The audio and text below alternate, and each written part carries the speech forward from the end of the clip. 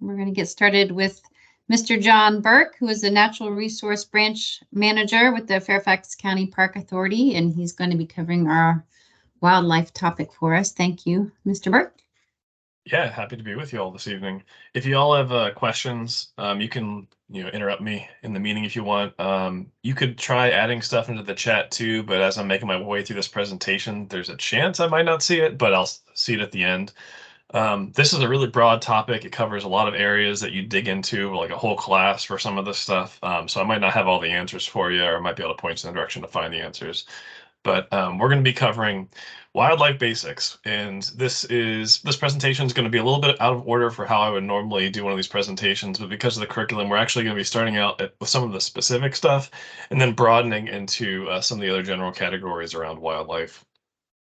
So this is how we're going to work our way through the presentation.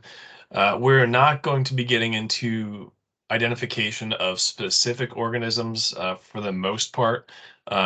That's going to be something that you'll have to do on your own. So I'll talk to you about different ways of identifying different groups of organisms, but you'll have to be using field guides and keys to really dial it in. Now, I will let you know that for the test, I'm not going to be asking you to identify anything uncommon or rare in Fairfax. We'll be focusing on some basic wildlife that you'd be expected to recognize or otherwise be able to identify fairly easily.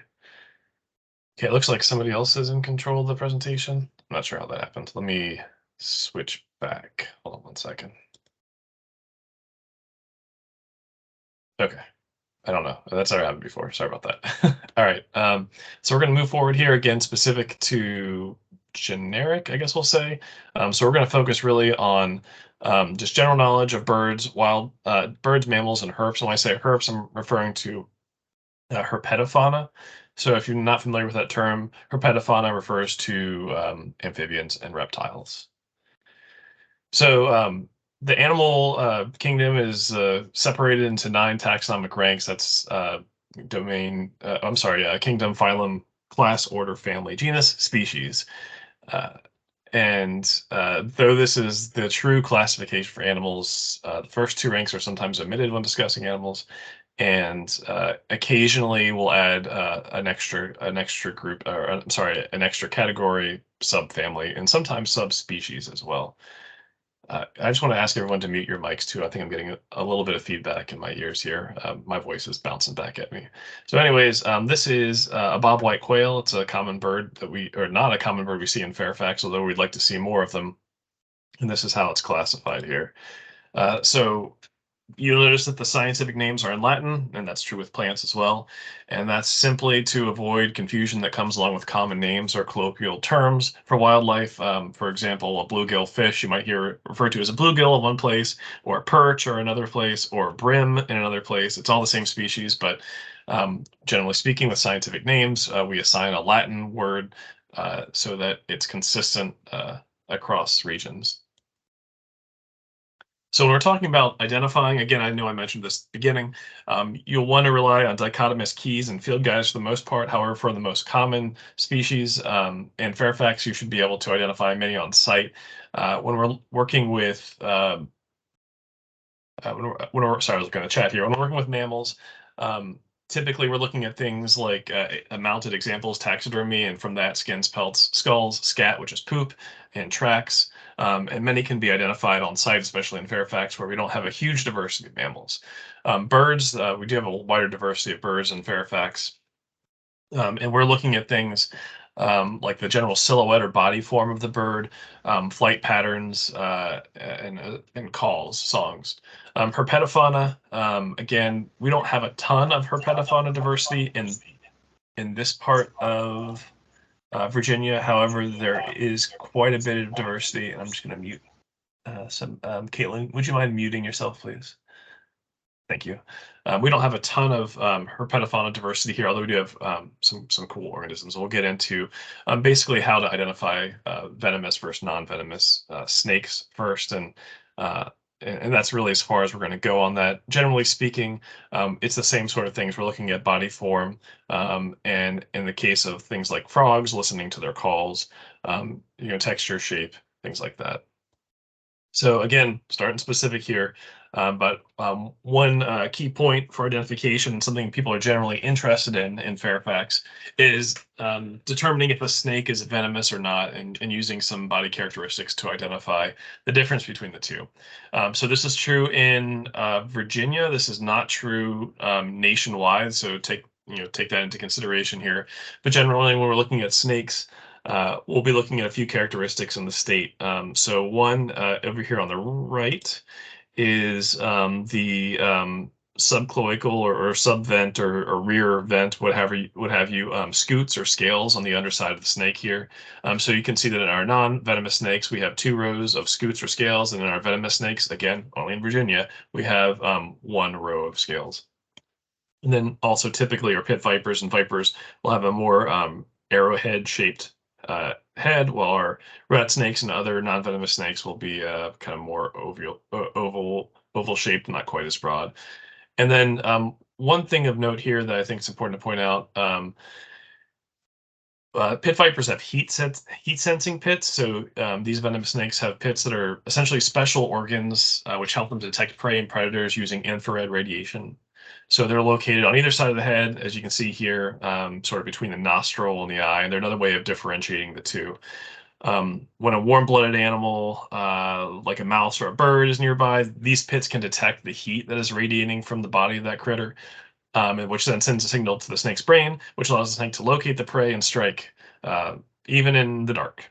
So they can detect temperature changes down as 0.003 degrees Celsius. And they're another undifferentiating characteristic of venomous snakes here in Virginia. Again, only in Virginia. So these are the species that we have of venomous snakes. In Fairfax, you're only going to see the copperhead. You go a little bit further west, you'll see a timber rattlesnake, and then generally, Richmond and south in the coastal plain of the state, you'll see cottonmouths. So if you look at these two, this is generally as close as most people like to get to snakes without being able to identify them. You wouldn't necessarily be able to tell right away which is venomous and which isn't. So sometimes you're also looking at other characteristics of the organism, such as patterns on the skin. And this is true with many herpetofauna. You can generally, if you're looking at it, tell by the pattern which critter it is you're looking at here. But down below here, down below here we have a member of the pit viper family. This is a copperhead, or 2 copperheads rather. You see there's 2 here, and this bow tie pattern is very typical of the copperhead snakes. And then a rat snake, or corn snake here rather, while similar in color, has a different head shape and not as distinctive bow tie pattern, and of course lacks the heat sensing pits that the pit vipers have. I'll say that, as is the case with many organisms, using color and pattern is not always a consistent way to identify them. And especially within herpetofauna, snakes in particular, you might see different color morphs that are similar to another species. So it's always good when you're identifying wildlife to gather as many variables, as much data as you can on that given organism to draw a conclusion about its identification. That's, dichotomous keys are a great way of really locking in what you're looking at, because the work has been done ahead of time to kind of isolate the key taxonomic variables that help you figure out what kind of critter you're trying to identify. So with birds, again, body form is key here. Flight pattern can also be used, as can the bird's song, color, things like that. But you notice the large diversity of body shapes in birds in particular in this area. And if you look at things like this nuthatch here, you can see its short neck and overall squat body form is pretty easily identifiable and is consistent from individual to individual. Similarly, woodpeckers between the different species have like a the pointed bill and this unique posture, which is consistent between species and the state. So those are generally easy ways to identify them. But similarly, these organisms would have readily identifiable calls or songs. I will note, however, that recent studies have kind of sussed out that different birds actually have different dialects, or if you will, accents, and those are sort of anthropomorphic terms for what they are. But a nuthatch, for example, on the western side of the state might have a slightly different call than in the eastern side of the state, but it should be still readily identifiable, although subtly different. Mammals, again, we don't have a ton of diversity in mammals here, but we do have a pretty good amount, although many of them are easily identifiable on site. So using things like taxidermy mounts is a good way to get familiar with what we have here. But animal tracks are one of the key ways to identify what mammals pass through your area. So not just mammals, but they can also be used for identifying lots of different wildlife in the ecosystem. But the shape and the size of the tracks generally provides important clues about the animal that left them behind. It can tell you about their size, their gait, sometimes their behavior. So, for example, tracks left behind by a large predator like a bear will be much larger than those left behind by a small rodent like a mouse, and that's a pretty obvious comparison there. But the pattern of the tracks can also provide information about how large the animal's gait is, such as whether it walks on 2 or 4 legs and how fast it was moving.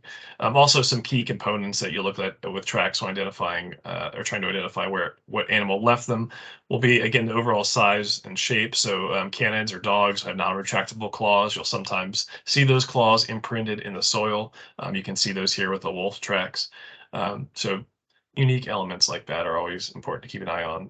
I don't have time to go over identifying all the different tracks, but definitely take a look in some field guides for some of the common mammals in North America.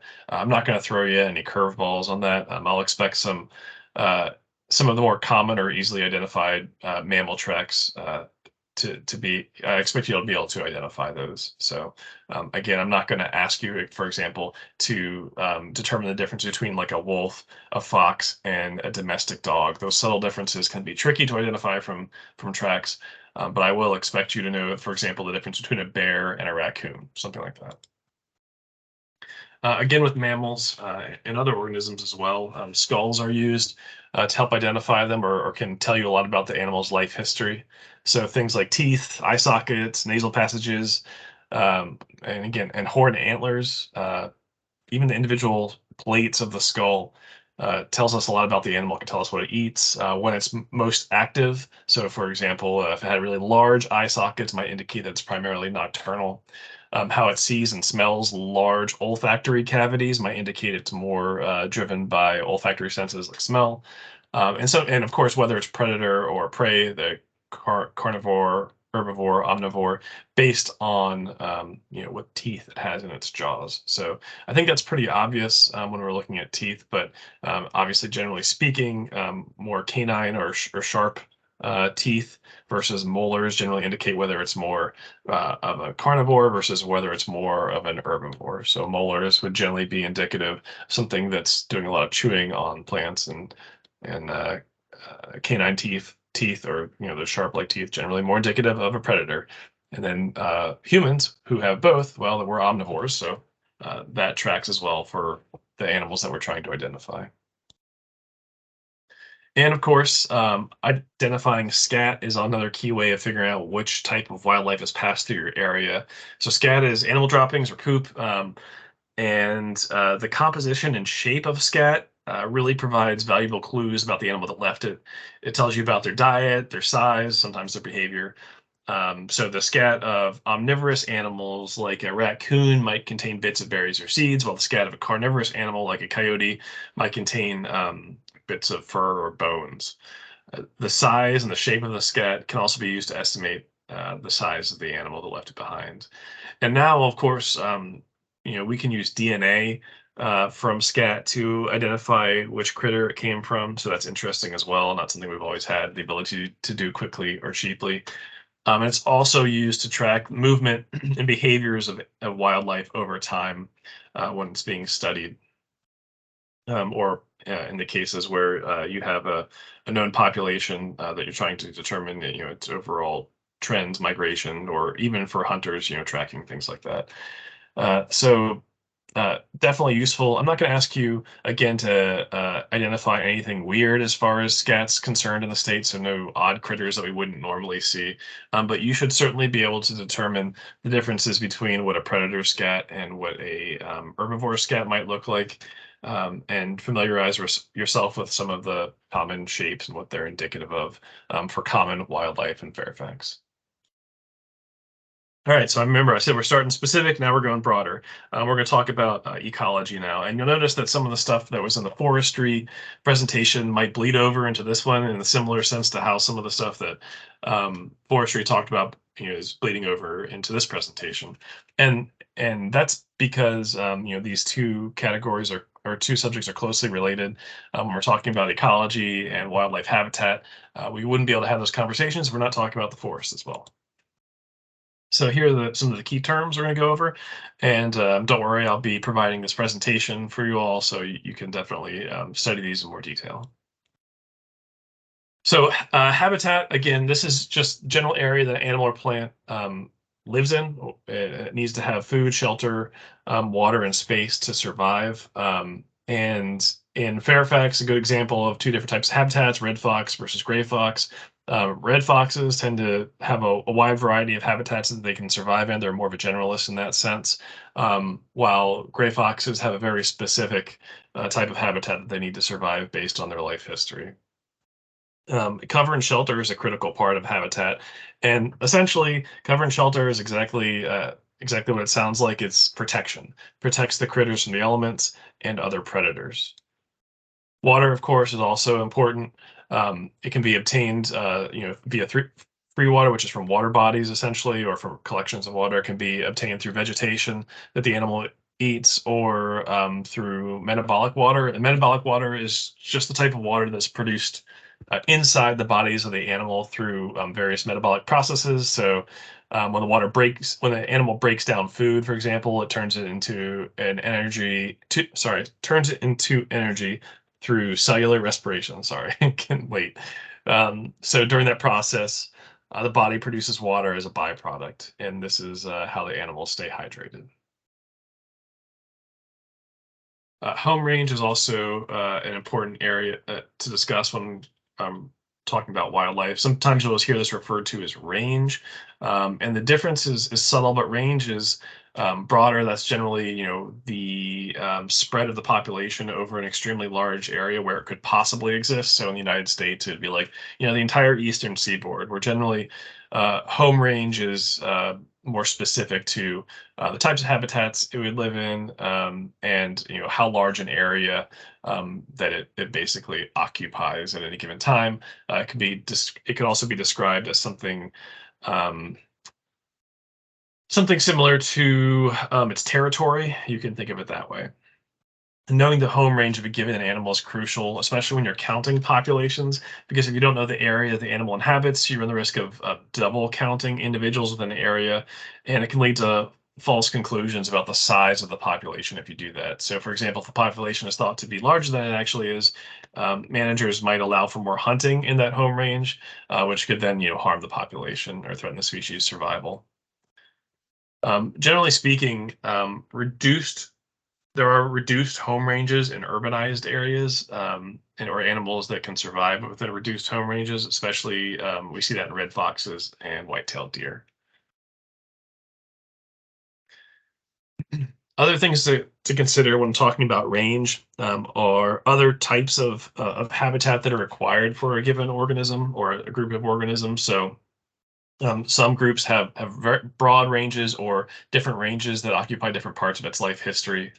So, for example, you might have breeding habitat for different types of birds, and this can be, whole other regions of the world, or it could just be a different niche or a different microhabitat within the same area. So, for example, this isn't exactly a breeding habitat, but a painted turtle might primarily occupy like ponds and pond edges in Virginia, but when it goes to lay its eggs, will seek out more terrestrial areas adjacent to ponds. Slightly different, but distinct nonetheless. However, as you can see here, certain bird species have large variations in habitat and broad migratory ranges. So migratory habitat being one of these unique areas. And again, these do vary significantly from organism to organism. So when we're talking about, what limits populations of wildlife within a given habitat or across habitats, there's basically two factors to consider, and those are abiotic factors and biotic factors. So abiotic factors are things in the environment that are not living, temperature, water, out of oxygen. And if these things are not at the right levels, it can make it difficult for animals to survive and reproduce in those habitats. Sometimes things like severe weather events, such as flooding, can also have a big impact on animal populations. And then biotic factors are the opposite. So these are living things that the animals may interact with. Could be diseases or predation from other critters or humans, competition for food or other resources. And those also impact the population of a given organism and whether it can survive in a given habitat. So overall, they contribute abiotic and biotic factors to the limiting size of a population. And it's really important to understand what factors are at play when you're studying population dynamics or trying to conserve wildlife populations. So we're going to talk about some other key terms here: ecosystem, community, and population. And they all kind of get blended together sometimes when you hear people talking about them. Basically, and a community is a group of potentially interacting species living in the same place at the same time. So those biotic factors. Population is all individuals of one species within an area. So again, biotic factors, but just one species that could have intercompetition among the group. And last but not least, an ecosystem are the biotic and abiotic factors within the environment that the organisms are surviving in. So just some pictures here to kind of lay it out. These aren't great photos because there's always going to be some abiotic factors present. But biotic factor, I'm sorry, population, one set of organisms, community, multiple different types of organisms interacting in the nuances between how those organisms affect each other's populations. And then the ecosystem, which incorporates those abiotic factors like water, air, mountains, sufficient breeding habitat, the list goes on and on. I might ask you to provide examples of common populations, communities, or ecosystems in Fairfax or Virginia, or some common abiotic or biotic factors that would limit population size in the state. So one thing to talk about as well, within a particular habitat or ecosystem, you might have a species that occupies a specific niche. In many cases, you do. And basically, niches are, certain food sources, certain habitats, even certain things like elevation or depth, if we're talking about aquatics, where a given organism has evolved to survive. And a good example of that would be like in a pine tree with birds. You see here, you might have birds that partition off a given resource or environment to survive in a different niche that they're evolved to survive in, and they're best adapted to take advantage of. Sometimes those adaptations can be behavioral, sometimes they can be physiological, like the way a given animal's beak is shaped, for instance, to take advantage of a given food source and really take advantage of that niche. So when we're talking about niches, it's important to also speak a little bit more broadly, again, specific to broad, about generalists and specialists. So niche or organisms that survive in a given niche would definitely be on the specialist side, while a generalist is an organism that is able to thrive in a wide range of habitats, use a variety of food sources. So that would be things like in Virginia, black bears is one example. I like to point to the cardinal as another example. We see cardinals all around, and they can survive on a number of different food sources, including bird feeders.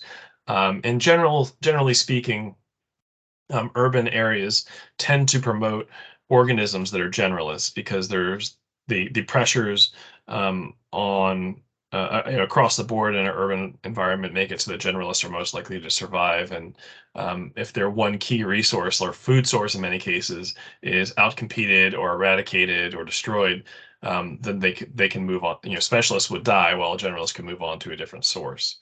So by that, specialists is one that's dependent on one or a few specific food sources or habitats. So many endangered and rare species are specialists, which means they're more vulnerable to, again, urbanization, habitat destruction, loss of food sources. A few examples would be in Virginia, the red-cockaded woodpecker, which is a longleaf pine specialist and relies on the mature longleaf pine forest for its habitat and nesting sites. So if we don't have longleaf pine, therefore that species is vulnerable to that habitat loss and fragmentation. So wildlife population dynamics is essentially it refers to the changes in size and composition of populations over time and the study of those changes. It looks at the interactions within a population involving a single species and and also some of the complex dynamics between species. It can be influenced by a lot of different factors, including birth rate, mortality rate, the general age structure of the population, or even things like sex ratio or mating systems, and how that affects the overall population change based on the proportion of males to females in a different environment. So mating systems is particularly interesting, and we've got a few of those seen in wildlife in Virginia. I may ask you for examples of some of these mating life history strategies. So monogamy, we see that in Canada geese. We also have instances of, I always have trouble pronouncing these, polygamy, which is multiple males to females, or polygynandry, which is multiple females per one male. So white-tailed deer is the example for polygynandry, and polygyny is a good example would be something like, let's see here, um, Canada geese is, yeah, so that would be multiple males per female. That would be something like wood frogs, for example, or American toads. So generally speaking, the sex ratio of male to females is more males to females in those species. There's other examples as well, so I encourage you all to check those out on your own.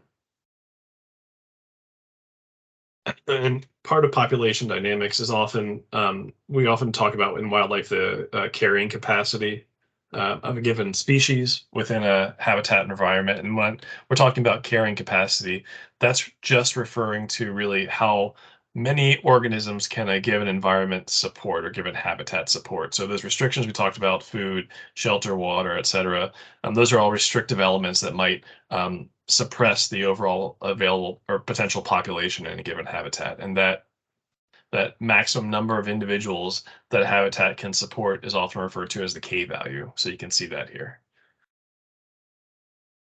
There are other elements besides those abiotic factors and biotic factors that can suppress or result in the suppression of a population. And specifically, we're talking about cultural carrying capacity here. So that's basically the maximum number of individuals of a species that the human population of a given area can tolerate, and that's influenced by things like politics, stakeholders, advocacy groups, NGOs. The list goes on and on. It's definitely different than biological carrying capacity, which we just discussed. And generally, the two main issues when we're talking about wildlife and cultural carrying capacity are responses from society to things like overabundant species like white-tailed deer, which we mentioned in the previous one, and which are overabundant in the county. And that, overabundant deer can result in overbrowse of forests, of gardens. It can result in vehicle and deer collisions, which might not be a popular thing for obvious reasons. And then also we see similar cultural carrying capacity issues in things like large predators like wolves or grizzly bears that pose a threat to humans and livestock. So there might not be the support for allowing those organisms to survive in high populations, and they may be artificially suppressed by human activities. Carrying capacity also and population change over time, it is not generally isolated to one species or one population, rather. Often you'll see trends between multiple different species, especially when we're talking about predator-prey dynamics. So if a given predator has one key prey organism that they feed on, you often see similar shifts in the population trends of those organisms. So, for example, the snowshoe hare is the primary food of the lynx, and the population cycles of these two species are very closely linked. When hares are plentiful, uh, lynx eat little else and take about 2 hares every 3 days. Then lynx prey upon mice, voles, and squirrels and grouse when the hares are scarce. But what you see there, because of that uh, preference for that prey species, you'll see similar trends in the boom and bust of the population cycles over time. All right, so let's talk a little bit about food chains and food webs. Both food webs and food chains are ways of showing how energy and nutrients are passed from one organism to another in an ecosystem. So a food chain is kind of a simplified linear sequence that shows how energy and nutrients are transferred. They're not always complete. Generally starts with the primary producer. It's usually a plant, and then shows how the energy and nutrients are passed on to primary consumers, which is typically an herbivore, and then to a series of other consumers, such as secondary and tertiary consumers, which are carnivores of the other animals. But a food web, on the other hand, is more realistically representative of what's out there. It's a complex network of organisms, and it's interconnected, and it shows the relationships between multiple food chains in an ecosystem. They often overlap and interact with one another, creating a more complete picture of the relationships between different organisms in the ecosystem. So in a food web, a single organism can be part of multiple food chains and interact with many organisms in the ecosystem. So for example, a bird might be a primary consumer that eats insects, but it may also be a secondary consumer that eats small rodents, which in turn eats seed and plants. So in this way, a food web provides a more comprehensive and realistic view of the flow of energy and nutrients through an ecosystem. So here's an example of a food chain and then a food web. I might ask for some examples of interactions between producers and consumers in Fairfax or Virginia, and I might ask you to put together a food web based on some examples I provide that are relevant to this area. Of course, the missing element here are decomposers, the network of bacteria, fungus, insects, worms, and other organisms that break down dead and decaying organisms, return those nutrients to the soil. So we talked a lot about different habitats. We talked about interactions. Um, let's talk a little bit about biodiversity now. Again, we are going specific to broad here. So biodiversity, that term generally refers to the variety of forms of life in Virginia or on Earth, really from genes all the way down to biodiversity of ecosystems. So genetic diversity refers to the variety of genes within a population of a species, and generally, the more individuals there are, the greater the genetic variety. Kind of makes sense, right? And that's generally speaking better for a species to respond to changing environments and to avoid inbreeding problems. And the field of genetics in humans and wildlife is very broad and very nuanced, and encourage you to explore it. But I'm not going to get into it too much more here because we could have a whole lecture just on that. Species diversity, on the other hand, refers to diversity of species within a habitat, and is typically the focus of like some of the biodiversity inventories you might see people in Fairfax County, for example, doing. And it's also generally the easiest to study. And then ecosystem diversity deals with the diversity of ecosystems in the area and focuses on the distribution of species, their interactions, and the community patterns within those systems. So when we're talking about understanding how wildlife interacts with its habitat or what's needed for a given species, or when we're studying wildlife or ecology in general, it's important to understand the process of ecological succession. This was probably touched on in the last lecture, um, but it's something I'm going to touch on here because I'll refer to it throughout the rest of this presentation. It's a way of understanding sort of the progress that the land in Virginia, but also throughout the world might take. There's some predictable changes and predictable organisms that will inhabit a given area based on what state of ecological succession the given habitat is in. So what it actually is, it's the process of how a community of living organisms changes over time in a particular habitat. Generally speaking, when we're talking about ecological succession, we're talking about plants. But wildlife, respond or thrive in different stages of the floral community as it goes through succession. So there are generally two types that we talk about: primary succession and secondary succession. Primary succession happens in areas where no or very few living organisms exist, such as like bare rock or sand. And over time, things called pioneer species, such as lichens, mosses, ferns, sometimes colonate these areas to start to break down the rock or sand and form soil. And as the soil develops, more complex plant species can take root, which leads to the growth of a diverse community of plants and wildlife. So I guess like an example of primary succession in the mid-Atlantic would be like bare sand dunes would be a good example. In places like if you've ever been to Aztec Island, and those sand dunes are colonized by plants like beach grasses, which help to stabilize the sand, create more stable environment for other plants and animal species to take hold. Secondary succession, which is often what we're referring to around here, happens in areas where previous community of organism has been disrupted or destroyed by things like fire, storms, or human activity.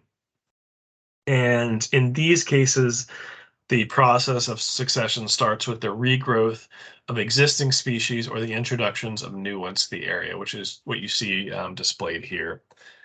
So an example of secondary succession in the mid-Atlantic would be regrowth of vegetation after a fire, either unplanned or an unplanned forest fire or a prescribed burn.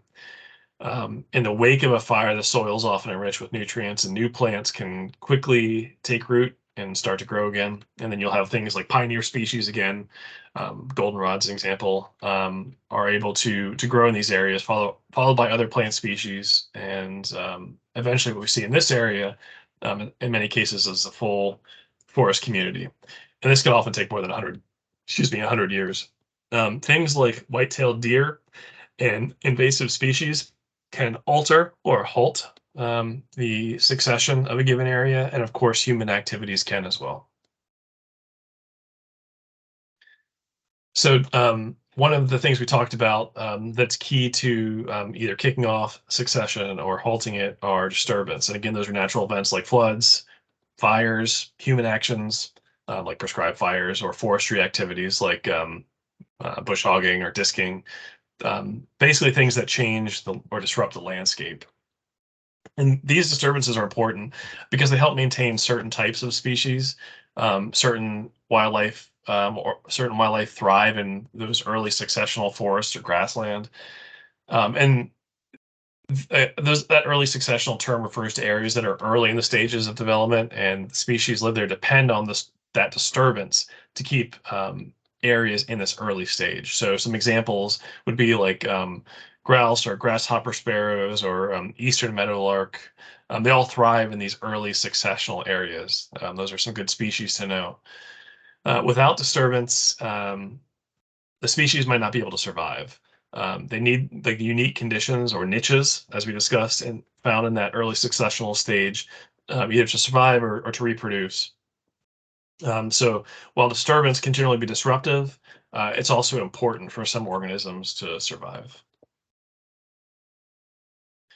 And we promote this in Fairfax County, this disturbance, via prescribed burns to promote especially meadow breeding birds and maintain our grasslands in the sort of early successional format or stage, if you will. All right, so now we're going to move on to conservation and management of wildlife. So we'll talk about habitats in general here and what we have in Virginia. These would be some good ones to know. I'll probably ask you about habitats. I'm not going to ask you about things outside of Virginia. I might not get too nuanced in what type of habitats I'm looking for, but you should be able to rattle off some of the common ones. Virginia's got a lot. It can be things like oak hardwood forests, pine forest, mixed forests, riparian forests, which means they're by a river. Wetlands like marshes, bogs, and swamps. And then, of course, there's early successional habitats that we talked about, like grasslands, shrublands, meadows, and savannas. Of course, we also have urban and suburban areas in the state. And again, those areas typically favor those generalist species. So generalists, red foxes, cardinals, robins, pick a wildlife, gray squirrels, pick a wildlife species that you see commonly in an urban environment. There's a good chance that they're a generalist, and that the urban or suburban environment is a habitat for those creatures. And again, we talked about this, but some organisms need multiple habitat types. Migratory birds might need one habitat in the breeding stage of their migration, but they might overwinter in a different habitat type.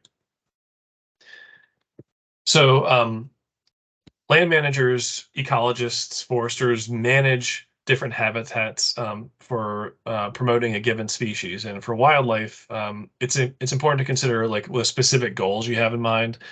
Um, So similar to with forests, if you want to focus on a canopy species, then management strategies will be different than those aimed at understory species. So similar to that, if you're aiming to manage for a certain type of wildlife, the changes you make to that habitat should promote the resources that that given wildlife will utilize. Same with wetlands. So wetlands are defined by their hydric soils, vegetation generally, and they're also managed in Fairfax County and generally protected. They're managed nationwide by the Army Corps of Engineers, and they can be useful tools for promoting wildlife. Certainly, a lot of organisms utilize these. They're seasonal habitat for ducks during migration. And management of these habitats can involve things like planting or periodically flooding these habitats, or in some cases, permanently flooding them. But generally speaking, you're going to be managing hydrology and vegetation and trying to remove invasive species to encourage the wildlife that utilize this habitat type. And that's generally true for many different habitat types throughout Fairfax. Phragmites australis, or common reed, is an invasive species that we see in a lot of wetlands. If you've ever been to the Midwest or Delaware, places like that, you can see this large reed growing all over the place. It is in Virginia, and it's becoming more common. When we're managing habitats to be maintained in that early successional stage, those wetlands and grasslands, those same rules generally apply. However, typically we want to uh, eliminate those invasive grasses often that we see in those systems, which can be things like fescue, and promote some of the warm season grasses that we see.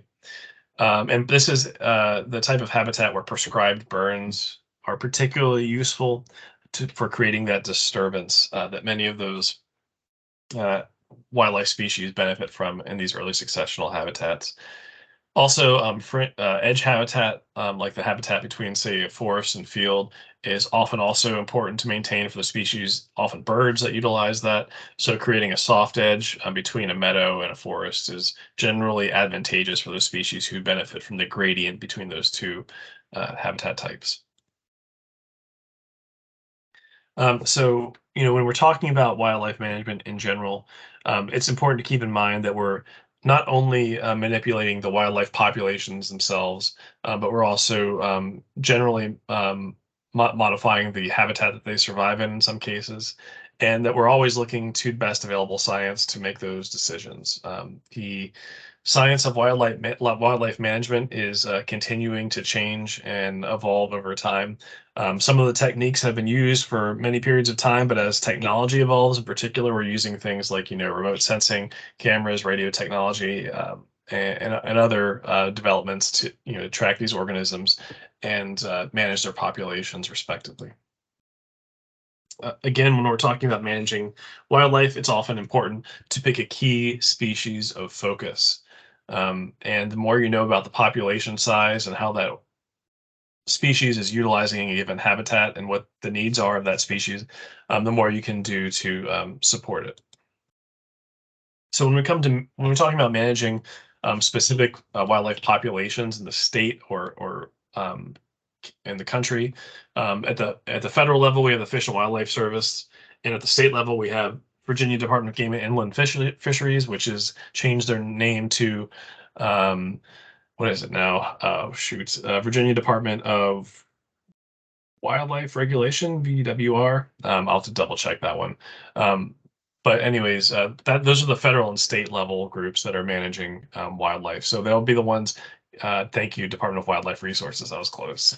They're the ones that are managing wildlife from a policy level. They're also looking at it from doing population analysis and population dynamic studies to determine what the overall population size is for a given group in the state. And they're also enacting management activities and promoting those same tools to localities. So for example, Fairfax County Park Authority and the Fairfax County Police Department also do a number of wildlife management activities here in the county to manage our populations.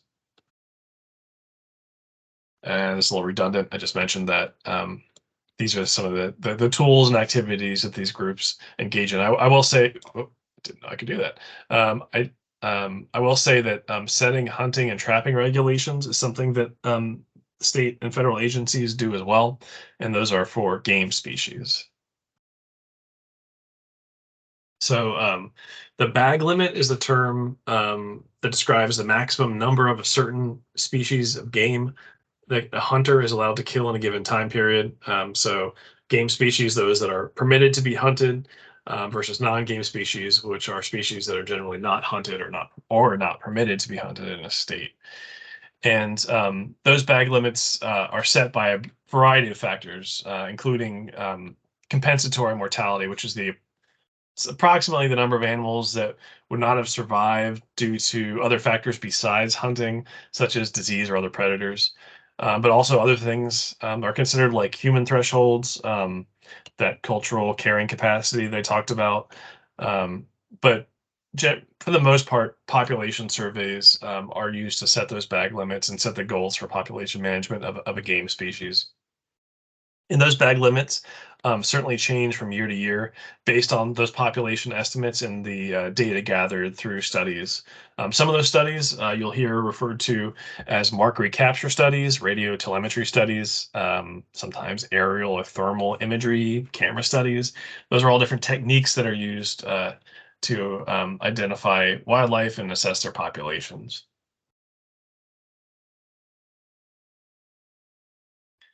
And again, since we're touching on game species here a little bit, most of, well, I think all the states now have a hunting license, but Virginia certainly does. And in Virginia, we also have a class, a hunter safety class, that we should take if we're going to become a hunter to harvest species. That goes into hunter safety and also touches a little bit on stewardship. And generally, most states and provinces have a course like that if you want to become a hunter. All right, so last but not least, we're going to close out with some of the issues involving wildlife and society. And we've touched on a lot of these already, so we might breeze through this a little bit quicker than some of the other sections. But here's a great acronym to remember, HIPPO. These are generally the 5 major threats to biodiversity. This is true in Fairfax, but it's also true across the country and the world. And looking at this, yeah, this is pretty much on point for what we're seeing in Fairfax. So habitat destruction through development, invasive species, both plant and animal. Invasive plants are a big problem here, but also invasive animals like emerald ash borer are also doing a toll on our habitats and our individual species here in Fairfax. Pollution, and I guess with that you could also tie in climate change, human overpopulation. Again, that's sort of like a development thing, but also, that gets to the use of a given wildlife species over harvesting, which is the last one, and that's simply from overhunting.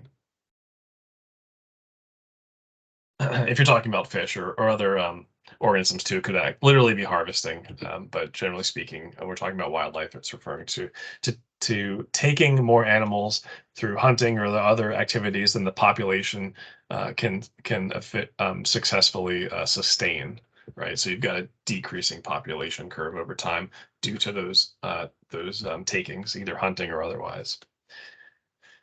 So when we talk about disturbance or changes to habitat, generally broken down into 3 areas. So complete destruction and elimination, we see that in Fairfax all the time.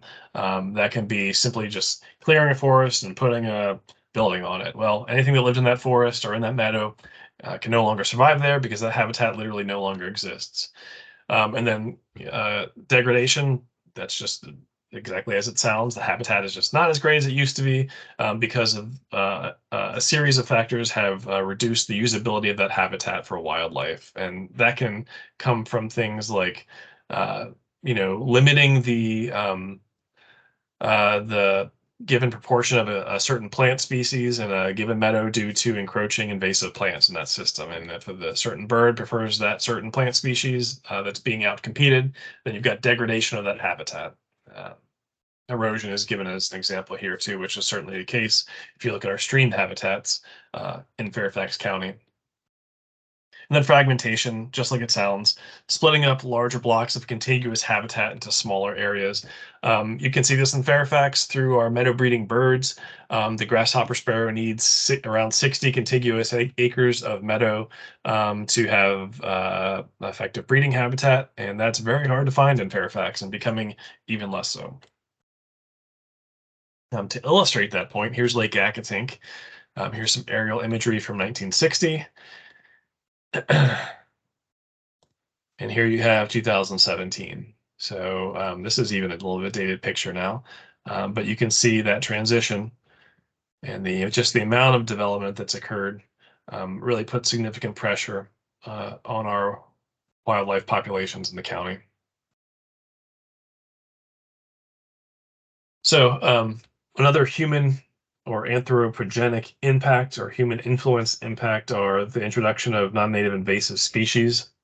So both plants and animals can be accidentally or purposefully introduced to an area for cultural or ornamental reasons, agricultural reasons, what have you, for erosion control.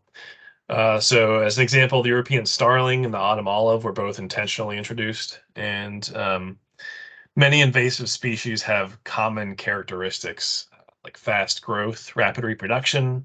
They're often generalists, like we talked about. And they also, in many cases, can disperse easily and have high dispersal rates or abilities. So things like wings, wind, rhizomes allow them to travel, disperse, spread easily, essentially. And they can often outcompete our native species for resources and space. They can create monocultures, things like kudzu, for example, or stilt grass are great examples here that we see in monocultures. They can reduce habitat diversity and often do, reduce food availability, and just alter the community structure of an ecosystem. Eradication is often not possible once invasive species get established. So controlling them is key, identifying the key areas where actions need to be taken and where invasive plant control will do the most good to basically provide the best habitat for a given organism or a community of organisms. Also, diseases should be mentioned as well. So here we have a few that we see. This could be microbes, parasites, toxins, fungus should also be mentioned, things like white nose syndrome in bats. Chronic wasting disease and ranavirus. I'll just throw chytrid in there too. So ranavirus and chytrid both infect amphibians. Chronic wasting disease is a big one now. This map's out of date, as is this one, as of this year. Chronic wasting disease was discovered in Fairfax. So it's in deer and elk, and it's caused by abnormal infectious proteins called prions, which can be passed between deer through bodily fluids like saliva, feces, urine, things like that. And it's 100% fatal to affected animals with no known treatments. It's similar to mad cow disease. And again, it has been discovered in Fairfax as of this year, as of 2022, excuse me. So now we're going to talk about how we categorize these animals or wildlife that are under threat or facing significant pressure. The Endangered Species Act was developed in response to these pressures to categorize animals and plants so that effective management actions can be taken to protect them. So these terms are probably familiar to you. Endangered species are those in danger of becoming extinct. Threatened species are those that are likely to become endangered in the foreseeable future. They're not quite at that threshold for being endangered. Candidate species are those that are being considered for classification as endangered or threatened, but do not yet have official protections in place. Excuse me. You'll also hear the classification of critical habitat refers to specific geographic areas that are determined to be essential for the conservation and management of a listed species, something listed as endangered or threatened. And then recovery plan, these are just the documents that outline the activities or management strategies to be undertaken to recover a given organism. And they can be things like land management strategies or reducing hunting or establishing a moratorium, which is the reduction of complete reduction. I'm sorry, the ceasing of any take, hunting, fishing, otherwise, for a given organism. Couple examples in Virginia. I encourage you all to research some of the extinct or extirpated species or endangered species in the state. I might ask you about some of those, especially the ones in modern history. On the left, you have the Virginia big-eared bat, which is endangered. And then on the right, you have the hair-lip sucker, which is an extinct species of fish in Fairfax. And extinct just means no longer exists, period. And extirpated means extinction from a specific geographic area. So hair-lip suckers are extinct. They are not extirpated. They are extinct in the state and everywhere else. So species that are at risk of becoming threatened, extinct, endangered, what have you, they have common characteristics, just like invasive plants have common characteristics in many cases, or invasive animals and plants, excuse me. They're often specialists or endemic to a specific geographic area. For example, a flightless bird that might exist in one particular island, like the dodo, for example, or a series of islands. And they're particularly vulnerable in areas where predators have been introduced that might have not been there initially. And humans can be one of those predators. Introduced to a new area, we have an easily huntable wildlife, and we do so at will to the point where it can no longer sustain its population. Often we see that large, slow-moving animals are at risk for the reason I just stated, because of poaching and hunting, or just predators in general being able to catch them easily. And then long-lived species, which are often associated with low reproductive potential or sometimes low reproductive life history strategies. I'm not going to get too much into that, but basically they don't produce a lot of offspring, or they produce few offspring over a long period of time. They also tend to be vulnerable to extinction because they're just not replacing themselves at the rate of something like what we call an R strategist species. I know I have on the slide here, but an R strategist species is the exact opposite. They produce a lot of offspring. Not all of them survive. They don't expect them all to survive, and they don't invest a lot of resources or support activity, what have you, in the survival of those organisms. But because the broad number of organisms that of offspring they produce, they're playing the odds basically, and they're hoping that one or more of those critters can survive to support the next generation. So I've covered a lot, kind of bounced around a little bit, but I'm happy to take any questions. Again, I might not know all the answers here because this is a broad topic, but I'm happy to take a shot at it. And if I don't know the answer, I will take notes and get back to you on it.